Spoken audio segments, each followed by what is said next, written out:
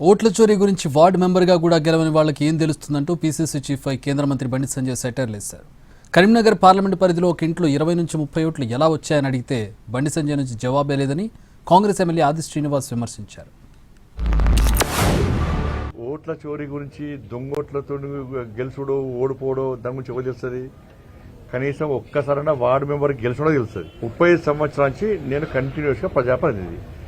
ఒక్కసారి కూడా ward member గెలిచిన వాళ్ళకు ఓట్ల చోరు నుంచి ఏం తెలుస్తుంది? గంగాధరలో ఓటేసి, జగిత్యాల ఓటేసి, వెమ్లవాడలో ఓటేసి అది అవుతుందా? చెప్పది అది సాధ్యమవుతుందా? నేను 5,000, 10,000తో 50 లక్షల ఓట్లతో మీరు గెలుస్తున్నా. నేను 2,20,000 ఓట్లతో కరీంనగర్ ప్రజలు నాకు బ్రహ్మాండమైన మెజార్టీని కప్పయిపోయారు. కాబట్టి ఓట్లు వేసిన ప్రజలను దొంగోట్లంటే ఇది కరీంనగర్ పార్లమెంటు నియోజకవర్గ ప్రజలతో పాటు ఈ 8 నియోజకవర్గాల పార్లమెంటు నియోజకవర్గాల్లో ఆ ఓటర్లను అవమానించట కాదా?